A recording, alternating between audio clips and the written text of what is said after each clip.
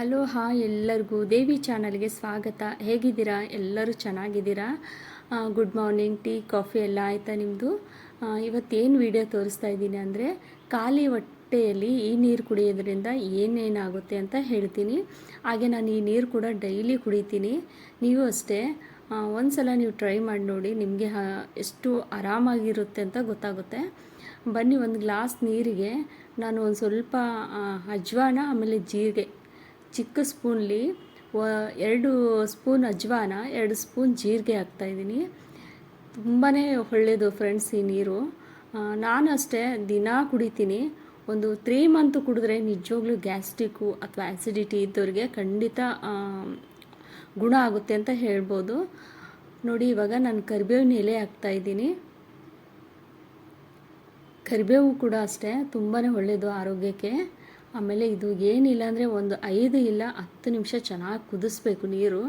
ಯಾಕಂದರೆ ಅಜ್ವಾನ, ಜೀರಿಗೆ ಆಮೇಲೆ ಕರಿಬೇವು ಎಲ್ಲನೂ ಹೀರ್ಕೋಬೇಕು ಚೆನ್ನಾಗಿ.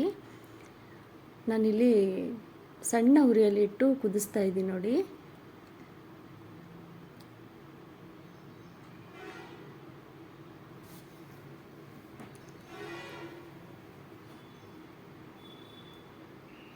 ಟೀ ಕಾಫಿ ಕುಡಿಯೋದ್ರ ಬಂದ ಈ ಕಷಾಯ ಕುಡಿಯೋದು ತುಂಬಾ ಒಳ್ಳೆಯದು. ನನಗೂ ಅಷ್ಟೇ ತುಂಬ ಇತ್ತು ಗ್ಯಾಸ್ಟ್ರಿಕ್ಕು ಆಮೇಲೆ ಆ್ಯಸಿಡಿಟಿ. ಈ ನೀರು ಕುಡಿಯೋದ್ರಿಂದ ಇವಾಗ ಸ್ವಲ್ಪ ಸ್ವಲ್ಪ ಕಮ್ಮಿ ಆಗ್ತಾಯಿದೆ. ಖಂಡಿತ ನೀವು ಕೂಡ ಒಂದು ಸಲ ಟ್ರೈ ಮಾಡಿ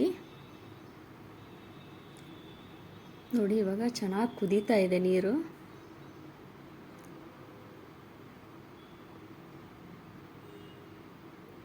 ತ್ರೀ ಮಂತು 6 ಮಂತು ಮಾಡೋದ್ರಿಂದ ತುಂಬಾ ಒಳ್ಳೆಯದು. ಹೀಗೆ ಚೆನ್ನಾಗಿ ಕುದೀತಾ ಇರಬೇಕು.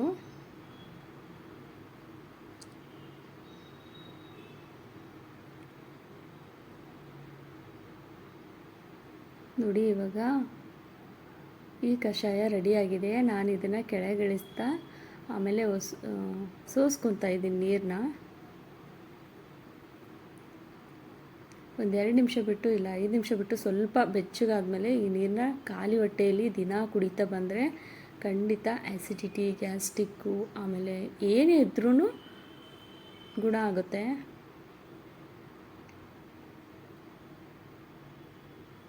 ನೋಡಿ, ಇವಾಗ ಈ ಎಷ್ಟು ಚೆನ್ನಾಗಿ ಕಾಣಿಸ್ತಾ ಇದೆ ಅಲ್ವಾ? ಎಲ್ಲ ಕರಿಬೇವಿಂದು ರಸ ಕೂಡ ಬಿಟ್ಟಿದೆ.